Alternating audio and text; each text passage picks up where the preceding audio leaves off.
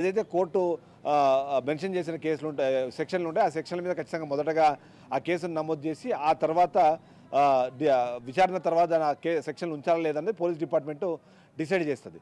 కానీ ఈసారి డైరెక్ట్గా పోలీసు డిపార్ట్మెంటే డిసైడ్ చేసింది కాబట్టి ఖచ్చితంగా ఆ కేసులు అట్రాక్ట్ అయ్యే పరిస్థితి ఉంటే తప్ప వాటిని నమోదు చేసే అవకాశం లేదు. మరొక బ్రేకింగ్ న్యూస్ కూడా మనము రాజ్ న్యూస్ నుంచి ఎక్స్క్లూజివ్గా ఇస్తున్నాము. కేవలం చాలామంది ఇప్పటికి కూడా అల్లు అర్జున్ కేవలం స్టేషన్లోకి వెళ్తున్నాడు, స్టేషన్ బెయిల్ తీసుకొని బయటకు వస్తున్నారు కానీ కాదు, ఖచ్చితంగా రిమాండ్ తరలించే అవకాశం ఉంది అన్నది బిగ్ బ్రేకింగ్ మనకు అందుతుంది. ఆ బ్రేకింగ్ ప్రకారం ఖచ్చితంగా ఆయన చర్లపల్లి జైలుగా లేకపోతే ఏందన్నది ఆయన దీని పరిస్థితిని బట్టి నాంపల్లి కోర్టుకు తరలించి నాంపల్లి కోర్టులో జడ్జి ముందు ప్రవేశపెట్టిన తర్వాత ఆయన ఇచ్చే సూచన ప్రకారము ఆయన తీసుకెళ్లి రిమాండ్కు తరలించే అవకాశం మనకు కనిపిస్తుంది.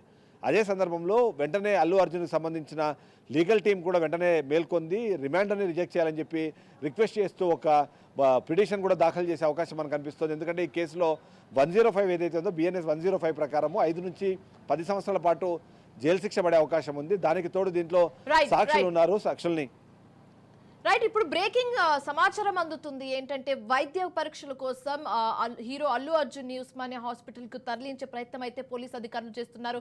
దీనికి సంబంధించి పూర్తి డీటెయిల్స్ ఏంటి? ఖచ్చితంగా ఎవరైనా సరే ఒక అరెస్ట్ చేసినప్పుడు అరెస్ట్ చేసి రిమాండ్ తరలించే లోపు కొద్దిగా లీగల్ ప్రొసీజర్ ఉంటుంది. ఆ ప్రొసీజర్ ప్రకారం ఖచ్చితంగా ఎవరైతే నిందితులు ఉన్నారో ఆయన్ని ఒక మెడికల్ ఎంటిటీ దగ్గర తీసుకెళ్తారో. అందులో ముఖ్యంగా తెలంగాణ రాష్ట్రంలోనూ హైదరాబాద్లో చూస్తే ఉస్మానియా ఆసుపత్రికి తీసుకెళ్లి ఆయన పూర్తి స్థాయిలో వైద్య పరీక్షలు చేస్తారు. ప్రస్తుతం ఆయన ఉన్న వైద్య సిచ్యువేషన్ ఏంటి, ఆయన కరెంట్ హెల్త్ కండిషన్ ఏంటి అని తెలుసుకున్న తర్వాత అక్కడి నుంచి తన్ని తీసుకెళ్లి కోర్టులో హాజరుపరుస్తారు.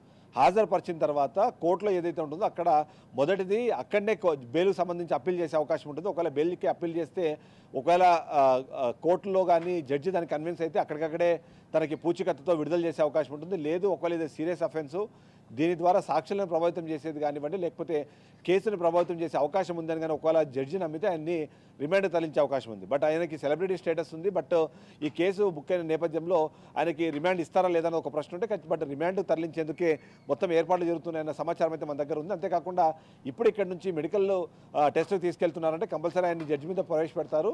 అయితే ఇదే సందర్భంలో 2 రకాల ప్రయత్నాలు అయితే జరుగుతాయి. ఒకటి క్వాష్కి వెళ్ళొచ్చు, లేదా రిమాండ్ రిపోర్ట్ని రిజెక్ట్ చేయమని అడిగే అవకాశం కూడా వచ్చు. దాంట్లో ఈ సెక్షన్లు ఏవైతే ఉన్నాయో అట్రాక్ట్ అవుతాయా లేదన్నది అల్లు అర్జున్ సంబంధించిన లాయర్లు అక్కడ వాదించే అవకాశం అయితే మనకు కనిపిస్తుంది. రైట్, ఇందాక మీరు అన్నట్లుగా ఇది రాజకీయ కోణంలో అయితే చేస్తున్నట్లు కాదని మీరు చెప్పారు. అదంతా జస్ట్ మిత్స్ అని కూడా మీరు చెప్పారు. కానీ మనం ఇంకో వాదన వింటున్నాము.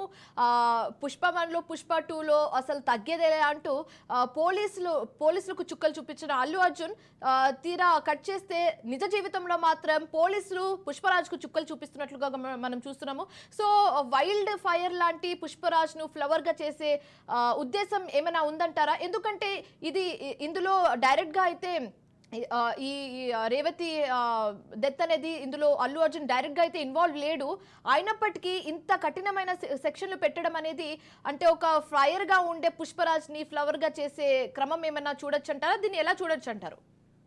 అంటే ఇలాంటి రాగద్వేషాలకి పోలీసులు అతీతంగా ఉంటారు. సోషల్ మీడియాలో జరిగే ట్రోల్స్ కానివ్వండి లేకపోతే అక్కడ జరిగే వైరల్ కంటెంట్ని కానీ వాళ్ళు పెద్దగా సీరియస్గా తీసుకోరు. ఇక సినిమాల్లో హీరోలు పోలీసులను ఇబ్బంది పెట్టారు కాబట్టి రియల్ లైఫ్లో పోలీసులు సినిమా హీరోలను లేకపోతే వాళ్ళకి సంబంధించిన వ్యక్తులను ఇబ్బంది పెట్టాలన్న ఆలోచన విధానంలో పోలీసులు ఎప్పుడూ ఉంటారు. ఎందుకంటే అలా ఉండడానికి అవకాశం లేదు. ఎందుకంటే there is something called rule of law ప్రకారం ఏదైనా ఒక సంఘటన జరిగినప్పుడు ఆ సంఘటనలో జరిగిన ఆ మొత్తం సీక్వెన్స్ను ఒకసారి చూసుకొని ఆ సీక్వెన్స్లో ఎవరి మీద అయితే కేసులు బనాయిస్తున్నారో అతని ఇన్వాల్వ్మెంట్ ఎంత ఉంది అన్న విషయం పైన పూర్తి స్థాయిలో అక్కడ చూస్తారు. ఇక్కడ మనం గమనిస్తే ఏంటంటే మొదటిది ఏదైతే పోలీసులకి ముందస్తు సమాచారం ఇవ్వకపోవడము, అదే సందర్భంలో దీనికి సంబంధించిన సమాచారాన్ని సామాన్య ప్రజలకు ముందుగా అందించడము, పర్మిషన్ లేకుండా అక్కడ అంటే ర్యాలీలు జరిగే పరిస్థితి ఉన్నప్పుడు కానివ్వండి లేకపోతే ఇలాంటి హీరోలు వచ్చినప్పుడు ఖచ్చితంగా ముందుగా పోలీసుల పర్మిషన్ తీసుకోవాల్సిన అవసరం ఉంది. ఎందుకంటే క్రౌడ్ ఎక్కువ గ్యాదర్ అయినప్పుడు ల్యాండ్ ఆర్డర్ ఇష్యూ వచ్చే అవకాశం ఉంది కాబట్టి పోలీసులు ముందుగా సమాచారం ఇవ్వాల్సిన అవసరం ఉంటుంది. కాబట్టి సమాచారం ఇవ్వకుండా ఇలాంటి గ్యాదరింగ్స్ ఆర్గనైజ్ చేసినప్పుడు ఆర్గనైజ్ చేసిన వ్యక్తులు, ఆర్గనైజ్లో పాల్గొన్న వ్యక్తులు వీళ్ళందరికీ కూడా కేసులు నమోదు చేసే అవకాశం ఉంటుంది. అందులో భాగంగానే వీళ్ళ మీద కేసులు నమోదయ్యే పరిస్థితి మనకు కనిపిస్తుంది. అయితే మీరు అన్నట్టుగా సినిమాల్లో ఏదైతే డైలాగులు చెప్తారో సినిమాల్లో ఏవైతే సీక్వెన్స్లు మనకు కనిపిస్తే అవి నిజ జీవితంలో ఉండే అవకాశం ఉంటుంది. ఎందుకంటే ఇక్కడ చాలా పెద్ద సిస్టమ్ ఉంటుంది, చట్టం ఉంటుంది, న్యాయం ఉంటుంది. ఇవి రెండూ కాకుండా మళ్ళీ అంటే వీళ్ళు డిఫెండ్ చేసుకోవడానికి వీళ్ళకు కూడా కొన్ని హక్కులు ఉంటాయి. వీటన్నింటినీ బేస్ చేసుకున్న తర్వాత ఏదైనా ఒక ఘటన జరుగుతుంది, ఏదైనా ఒక ఇష్యూ అనేది కంక్లూడ్ అవుతుంది. సో ఆ సందర్భంలో ఎవరు పడితే వాళ్ళు ఏది పడితే చేయడానికి అవకాశం ఉండదు. అంతేకాకుండా కీలకమైన అంశాన్ని మనం ఇక్కడ అబ్జర్వ్ చేస్తే మాత్రం అంత సీరియస్ ఇష్యూ ఉందా అంటే సీరియస్ ఇష్యూ ఉంది. అందులో భాగంగానే ఆయన మీద కేసులు కట్టాలని నిర్ణయించుకున్నారు. దానికి సంబంధించి 5వ తారీఖున ఈ కేసు నమోదవుతే ఇవాళ మనం 13వ తారీఖున మాట్లాడుకుంటాము.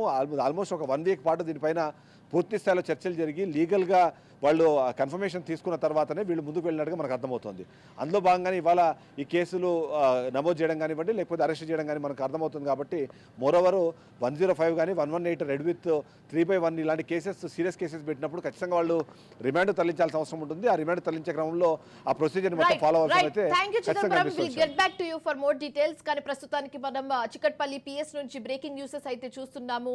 అల్లు అర్జున్ చిక్కట్పల్లి పోలీస్ స్టేషన్ నుంచి ఉస్మానియా ఆసుపత్రికి తరలించారు వైద్య పరీక్షల కోసం. అయితే వైద్య పరీక్షల తర్వాత పోలీసులు నాంపల్లి కోర్టుకు తరలించే అవకాశాలు కూడా ఉన్నట్లుగా తెలుస్తుంది.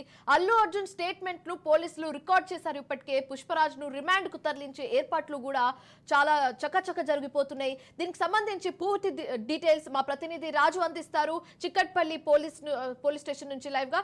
సో రాజు చెప్పండి, చకచకగా అన్ని పనులు జరిగిపోతున్నాయి. హీరో అల్లు అర్జున్ ని ఆయన నివాసం వద్ద నుంచి అరెస్ట్ చేయడం, చిక్కట్పల్లి పోలీస్ స్టేషన్ కు తరలించడం, విచారణ చేయడం అండ్ అదే విధంగా మనం ఇప్పుడే తాజా సమాచారం విన్నాము, ఉస్మానియా హాస్పిటల్ కి తరలించడం చూస్తున్నాము. అయితే చాలా చకచక జరిగిపోతున్నాయి పనులు. దీనికి సంబంధించి మీ వద్ద ఉన్న పూర్తి డీటెయిల్స్ ఏంటి, ప్రస్తుతం అక్కడ సిచ్యువేషన్ కూడా ఎలా ఉంది, దానికి సంబంధించి ఏమైనా చెప్పండి. చిక్కడపల్లి పోలీస్ స్టేషన్లో హీరో అల్లు అర్జున్ను విచారణ చేస్తా ఉన్నారు. ముఖ్యంగా